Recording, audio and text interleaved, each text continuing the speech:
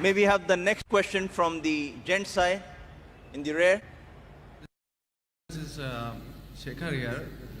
I'm so grateful to the IRF that we get this opportunity to ask you some questions. And for the first time, I've seen you, and I'm glad that I can ask you a simple question. I am a businessman, and one of my only hobby is studying religions. So one of them, obviously, being the Quran. So my question is fairly simple. Like, I really liked what you spoke about Aisha. That was a very wonderful thing that you said. So my question is fairly simple. I'll make it very small.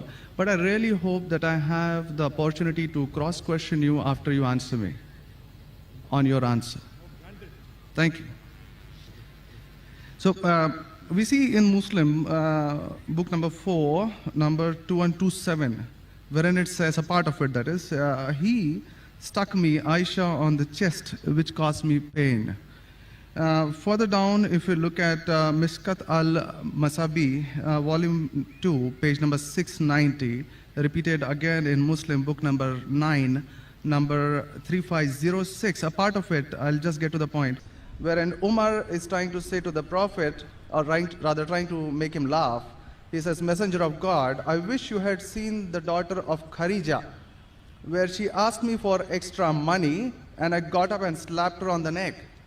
God's messenger laughed and said, they are around me, as you see, asking for extra money. Abu Bakr then got up, went to Aisha and slapped her on the neck, and Umar did the same to Hafsa. Now we see something of a pattern coming in. Then if we just jump to Quran chapter 4, verse 34, and those wives you fear may be rebellious, admonish, banish them to their couches and beat them. Now, as I understand from your talk, that there is equal punishment for both man and woman. I'm not contending whether they should be beaten or not. My point is, what is the right of the woman if the man is wrong? Because he gets to beat her up. Brother asked a very good question, and I give you the right to cross-question me after the answer. It is granted. The brother quoted hadith of Sahih Muslim and Mishkat al-Masabi. Do you know the relationship between Hafsa and Hazrat Umar? Well, I've not really got to the point that much. I'm still studying. Do you know the relationship of Aisha and Abu Bakr? May Allah be pleased with them both. Her father, if I'm not mistaken. That's right. I'm asking you a question. Are you married?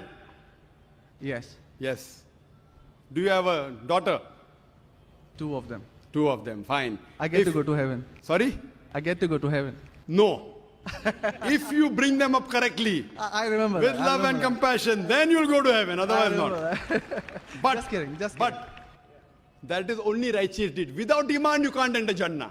So for you to go to heaven, besides upbringing your 2 daughters correctly, you have to follow the laws of the Quran and the Sahih Hadith and be a believer. I understand. That we'll discuss after answer to you. I understand. After answer, inshallah. I'm asking a simple question. Suppose your daughter, if she wants to jump from a 10-story building, what will you do? I'll stop her. Is she adamant? What will you do? Point, yeah. You get the point, very good.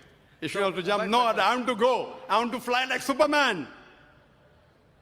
Dad, you are preventing me from being a Superman. What will you do? Well, I'll stop her, obviously. Will you slap her or not? If required. She says, no, I want to jump. What will you do? Well, I can ask the other way around. What I'm if asking, my wife brother. sees... I'm asking. If she wants to jump from the 10-story. I will hit her. If required. Not normally. You will say, Arey beti, jaan do na, Superman mat bano. Nahi banne ka abba. Jump marne ka hai. Aap dekho kaisa udti hu main. I want to fly. One flap. A father is cruel to be kind. Yes. Now, our beloved Prophet Muhammad said, anyone who does not love Allah and His Messenger more than his own life, he is not a Muslim. Anyone who does not love Allah and His Messenger more than his own life, he is not a Muslim. So there are many occasions what happened that sometimes they were disrespectful to the husband. Not a normal husband, Prophet Muhammad sallallahu alaihi wasallam. There were many occasions, not one occasion. There are many occasions, Hazrat Umar, may Allah be pleased with him, and Hazrat Abu Bakr, may Allah be pleased with him. When they came to know that one of the wives has caused pain to the Prophet, they were the father-in-law of the Prophet. But they love the Prophet not only more than their daughter, they love the Prophet more than their own life. There are many occasions. Which occasion you are referring to, I don't know. There were occasions when they came to know that my daughter has caused pain to the Prophet of Allah. How dare she does it? They being father, they have the right to slap. Not you and me. For us, they are the Ummahatul Mu'mineen. They are the mothers of the believers. But yet, they were human beings. Even the wives of the Prophet. Though they were wives of the Prophet, they are the best examples, yet they were human beings and they did make mistakes. Like the ayah recited by the Qari, Surah Nisa chapter 4, 32. They want equal rights. There was in Surah Azab chapter 33, where the wives of the Prophet tell the Prophet, why don't you give us the luxury of this world? They objected, why are we undergoing such a life of poverty? So Allah sends a revelation. If you want this world, I will grant it to you, but you will not get Jannah. The verse of the Quran says, I will free you. That means, if you want, I will let you go free. Divorce, not that he divorced. And you can get the luxury of this world, but you won't get heaven in the hereafter. And the wives of the Prophet, they repented and they asked for forgiveness and Allah forgave them. So here also it's in context. And going against the Prophet is more bad than jumping from top. Jumping from top, your daughter will kill herself, that's it. Correct? But going against the Prophet is more bad. Did you get the answer? Sir, but my question still stands. I understood your point. I haven't completed my answer. Okay, you asked the question, no problem. My question is pretty simple. I haven't completed my answer yet, brother. All right. Because I know your question was in two parts. Then you quoted the verse of the Quran, Surah Nisa, chapter 4, 34. Yeah. And said about wife beating. I want to complete that before you answer. Otherwise you say Zakir answered half. I only answered one part of a question regarding hadith. The second part is of Surah Nisa, chapter 4, verse number 34. Exactly after the verse that was recited by the Qari. After verse which says, Ar-Rijalu Qawwamuna 'ala an-Nisa, that the men are the protectors of the women. The verse says that if they're disobedient, then don't talk to her. After that, don't share the bed. Then the Arabic word is daraba, means beat her lightly. The Arabic word is beat her lightly, daraba. Ibn Abbas, may Allah be pleased with him, said, when you beat your wife, you should not beat on the face. Point number one. Point number two, when you beat your wife, there should be no mark left on her body. And he gave an example, beating with a miswak. Miswak is toothbrush. In modern way, I will say beating with a handkerchief. Handkerchief. Now, if you beat your wife with a handkerchief, it is symbolic. It is not wife bashing. Wife bashing is not allowed in Islam. Wife bashing means one shot on the face. Hit so hard so that the mark remains. She'll remember you for the next 1 week or 2 weeks. In Islam, wife bashing is prohibited. It is daraba, means beat her lightly. That means first you tell her she's wrong. You admonish her. Don't share the bed with her. Ultimatum. Last warning. Beat her lightly. Now, what I said, for any crime committed, the punishment is same. Punishment is same. Beating lightly is not a punishment, it is a warning. Can you do the opposite? Can the daughter hit the father? What if your daughter slaps you? Will you like it? No. Why? Equality. Let me complete my answer. You talk about equality. If your daughter slaps you, will you like it? No. No. There may be occasion when you get lunatic, when you become very old, and if you want to jump and then she slaps you, I will agree with her, correct? Though you said, no, I'm agreeing with you. I understand. I'm helping you. You understand, but you don't understand me. No, I do. I'm helping you. Okay. If you grow up and you become a lunatic, you become senile, you want to jump from the 10th story, your daughter says, Abba, mat karo, don't do, father. She may have to slap you. She's doing in good faith. Accept it. Right? Now here, where a husband is giving a warning to the wife, if the wife does the same, what will the retaliation be? Imagine, suppose there's a massive person, bodybuilder comes and acts macho with you. If a small man comes, maybe you'll hit him. A macho person, Arnold Schwarzenegger, comes and tells you something. Will you hit him? Will you hit him? No. Though you may have a lot of guts, but Arnold Schwarzenegger, no. Why? Similarly, since Allah says in the previous verse, man has been given more strength than the woman. So a physical warning, a symbolic warning, a man can give to a woman can't give to a man. A woman can't. There are other things. There are other things she can do. Such as? Such as, for example, if she has to cook food in the house, it's the duty of the husband to get market. She can refuse to cook. If you don't get market, I will not cook. She can object. Very well. She can object saying, I will not cook. It's an objection on her part. If, for example, he's not offering salah is important, she can object nicely, with love and affection. My dear husband, please offer salah. Then she may get a little bit angry also, no problem. Getting angry with husband is not allowed, unless it's for the sake of Allah and His Rasul. But not physical. She can't get physical. If she gets physical, there will be retaliation. It will never work. Imagine your wife slapping you. Will you leave her? Fine, you may say, Jaan do. So, what do you realize? This is a symbolic beating. What the Western media has done, they portray as though it is wife bashing. Where is wife bashing? You know the hadith also. So, because of that, Islam is the best way of life. It shows you how to lead life with your wives also. Hope that answers the question. If you have any counter question, you're most welcome, brother. Yes, actually 2 points on that. Primarily, the first thing that is said is a daraba, which means basically tapping. And as I understand from the Hand's Word Dictionary, it comes from the word idrib. And now, if you look at it, the Arabic word is used in 2 ways. One, to strike up a poem, the word idrib, from which the word darwa is taken out. The first is to strike up a poem, and the second, which is used 12 times in the Quran, is the physical action of striking.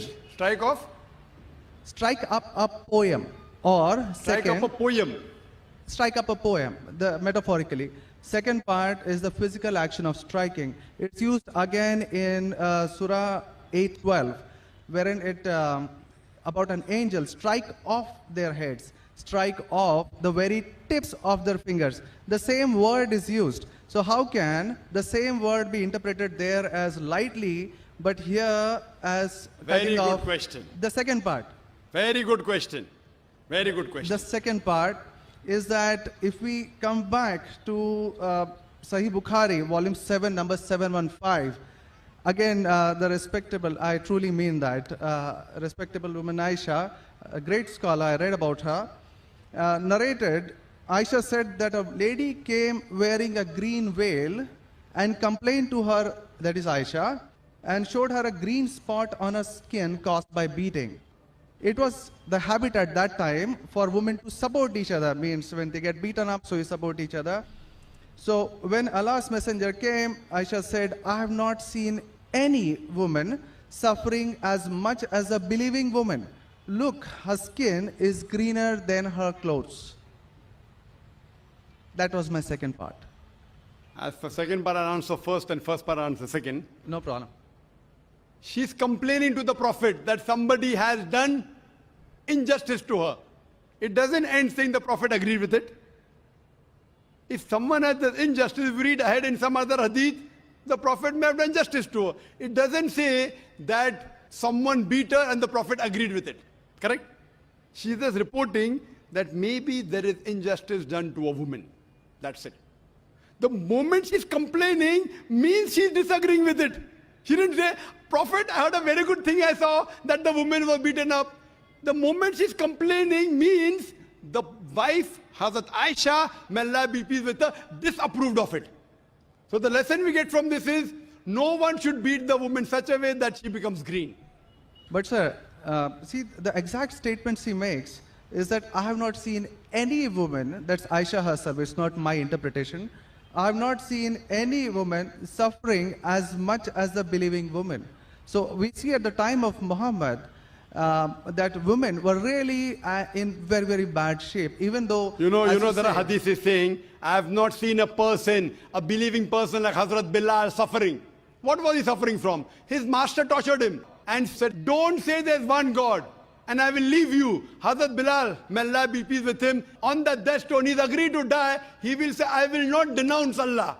I will keep on saying, La ilaha illallah Muhammad Rasulullah. There's no God but Allah and Prophet Muhammad is a messenger. He's taking the pain. That means if I say Hazrat Bilal is a believer who is being tortured, that does not mean that what act that being done on Hazrat Bilal, may Allah be pleased with him, is right. It is wrong. But he's a believer who's taking the pain. In this context, we have to see the context and go to the Shara. You have to see Fath al-Bari. And what was the woman? Was she? What was she? Who tortured her? Was it the master? Was she a slave woman? You have to go to the Shara. I'm not a muhaddith. I'm telling you what the answer can be. You have to go to the Shara and find out. Why was she? Who hit her? Who beat her? Did the husband do? Was the husband a believer? There are 10,000 reasons. But Just sir, because- excuse me, in Mishkat al-Masabi, Brother Shekhar, volume 2. Brother Shekhar, Yes. what I would like you to do, there are so many people waiting at all the mics.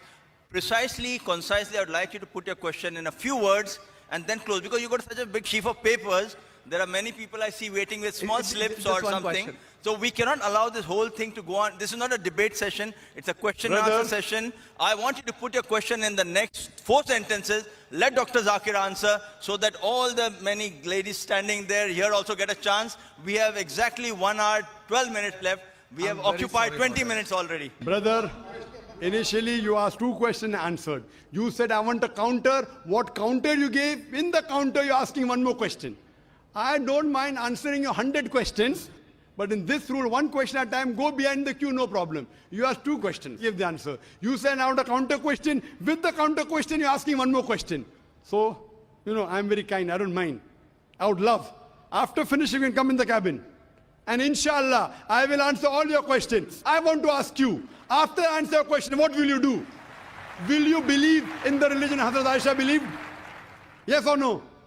I yet have to answer your counter question. Well, it's not just this one point. There are many, many more. I'll answer inshallah all. How many are there? 10, 20, 50, 100? How many?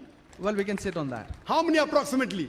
Well, there are many more. I have not How really many? counted them. 10, 20, 100, 1,000, 10,000? How many do you have now in your mind?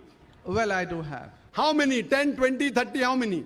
Yeah, probably quite a few. Maybe, Quite a few is how much? 5 or 10? Approximately. I don't know, maybe 100 questions. 100 questions you have? Brother, after this session is over, we sit together. Okay? Write down all the 100 questions. Inshallah.